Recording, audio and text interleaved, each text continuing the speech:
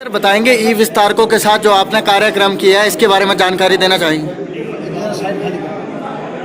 ये हिमाचल प्रदेश के भारतीय जनता पार्टी का सौभाग्य है कि हिमाचल प्रदेश के अंदर संगठनात्मक दृष्टि से जिस ताकत के साथ पार्टी आगे बढ़ रही है, मुझे लगता है कि ये कार्यक्रम पूरे देश के लिए पार्टी के लिए एक मॉडल के रूप में कार्यक्रम निकल कर आएगा।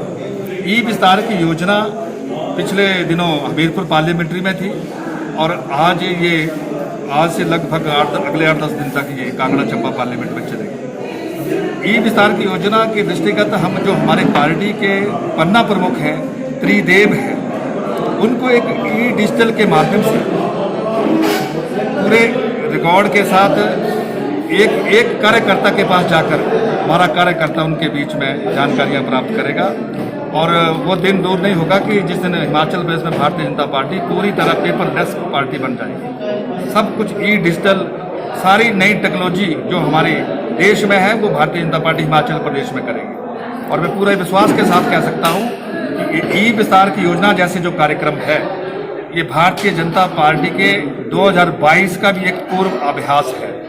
इसमें जिस तरीके से पार्टी के कार्यकर्ताओं में उत्साह है और जिस योजना के साथ पार्टी आगे बढ़ रही है, मैं पूरे विश्वास के साथ कह सकता हूं कि 2022 में हिमाचल प्रदेश के यशस्वी मुख्यमंत्री जयराम ठाकुर को पुनः सत्ता में आने के लिए कोई नहीं रोक सकता है। ये मैं आज इस कार्यक्रम के माध्यम से यहाँ डलहौजी में आपको कह देना चाहता हूँ। मैम, भेड़ पालक है सर, भेड़ पालकों को लेकर मुख्य रूप से आप क्या करना चाहोगे? सर भेड़ पालक हैं, जैसे कुछ पहाड़ी क्षेत्रों से पंजाब की ओर जाते हैं, उन्हें भारी परेशानियों का सामना करना पड़ता है, जैसे उनके रहने बहने की कोई व्यवस्था नहीं है, तो सर इसके बारे में आपका क्या कहना है? ऐसा है, जिस तरीके से पिछले कुछ दिनों में परिवर्तन आया है, टेक्नोलॉजी का यहाँ जो है एक उदय हुआ है, हिमाचल प्रदेश का भेड़ पालक भी निश्चित तौर पर उस दिशा में आगे बढ़ेगा। पिछली बार जब मुझे काम करने का अवसर प्राप्त हुआ था तो मैं ऑस्ट्रेलिया में गया था और ऑस्ट्रेलिया पूरे विश्व का सबसे विकसित ऊनी देश है और जो मैंने कुछ वहां देखा था, जो कुछ कर सकता था वो मैंने करने का प्रयास किया। जो कुछ रह गया था उसके बाद वो अब इन दिनों में करने की योजना बनाऊंगा। लेकिन आज आपने ये सवाल किया है, जिस तरीके से हिमाचल प्रदेश के मुख्यमंत्री जी और प्रदेश के पशुपालन मंत्री जिस तरीके से पशुपालकों के विकास के लिए काम कर रहे हैं, मैं कह सकता हूं कि अगली बार जब 2022 के बीजेपी प्रमुख विषयों के साथ जनता की अदालत में जाएगी तो पशुपालकों का विकास का विषय भी उस विषय में एक महत्वपूर्ण होगा।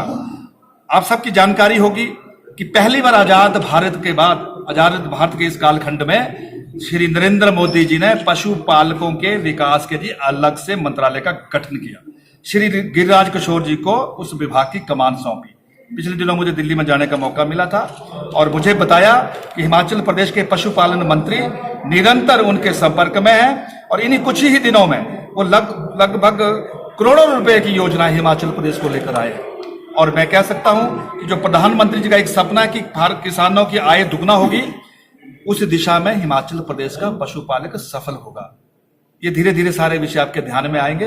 अभी तो कहना जल्दबाजी है, लेकिन जब दोबारा हम आपसे मिलेंगे तो पूरी योजना और एक मजबूत प्लान के साथ मिलेंगे। खत्म हो गए हैं, वहां एक बहुत बड़ी अड़चन थी वन विभाग के उस एनओसी को लेकर, लेकिन ये भी हमें प्रसन्नता है कि वन विभाग श्रीमान राकेश पठानिया जी को मुख्यमंत्री जी ने दिया है और राकेश पठानिया जी के साथ हमारी विस्तार से बातचीत हुई है और जो कहीं एनओसी की कोई कहीं व्यवधान है, उन्होंने पूरा विश्वास दिया है कि अगर उन्हें व्यक्तिगत रूप से देहरादून भी जाना पड़े तो भी जाएंगे। होली उतराला मार्ग का काम निश्चित तौर पर बड़ी जल्दी शुरू होगा। मोदी जी जैसे लोकल और अभी मेरे मित्र ने सवाल किया है कि भेड़ पाल को लेकर, यह भी एक बहुत बड़ा चैलेंज है। इस व्यवसाय का जो रहना सहना, जो इससे जोड़ना बड़ा कठिन है और इसको बचाना भी हमारे लिए बहुत बड़े चैलेंज है। लेकिन हम नई टेक्नोलॉजी के कारण हम इस विषय को, जो हमारे प्रगतिशील लोग हैं जो इस दिशा में काम करना चाहते हैं, हम उनको भारत सरकार की पशुपालकों से अनेकों योजनाएं हम उनको जोड़ेंगे। क्या आपने कभी सोचा है कि बकरी का दूध 300 रुपए किलो बिकेगा? आज उसकी डिमांड उसकी आपूर्ति नहीं हो पा रही है। तो हम जब इस दिशा में काम करने शुरू करेंगे और जब एक एक रोजगार को हम ये एक छोटे छोटे यूनिट और क्लस्टर बनाकर देंगे, तो मैं कह सकता हूँ स्वरोजगार और स्वावलंबन की दृष्टि में एक बहुत बड़ी पहल होगी, एक बहुत बड़ा कदम होगा। कहना है कि अवेयरनेस कैंप नहीं लगते जिनके कारण उन्हें काफी ज्यादा नुकसान होता है, इसके बारे में सर आप क्या ये सही कहेंगे? कहा है कि जब मैं चेयरमैन था तो उस समय ये कैंप लगते थे, लेकिन मैं 2 दिन पहले शिमला से आया हूँ। मैं एक सूचीबद्ध तरीके से वहाँ एक घोषणा करके आ गया हूँ कि ये भेड़ पालकों के कैंप पहले की तरह फिर शुरू होंगे। कैलेंडर जारी कर दिया है, चाहे वो यहाँ के जो भेड़ पालक वो नूरपुर में विंटर में आते हैं, हमारे नालागढ़ में जाते हैं, हमीरपुर में जाते हैं, बिलासपुर में जाते हैं, सिरमौर में जाते हैं, या देश के अन्य प्रदेश के अन्य भागों में जाते हैं। कैंप लगेंगे, 200-250-300 के जो हमारे भेड़ पालक हैं वो उस कैंप में आएंगे। वहाँ मौके पर फॉरेस्ट के अधिकारी होंगे, रेवेन्यू के अधिकारी होंगे, और उनकी मौजूदगी में उनकी सारी समस्या का समाधान भी होगा। और मेरा भेड़ पालक खाली हाथ नहीं लौटेगा, अगर लौटेगा तो उनके हाथ में लालटेन होगी, उनके हाथ में तिरपाल होगा, उनके हाथ में मेडिकल किट होगी, और उनके अंदर एक बहुत बड़ा आत्मविश्वास होगा।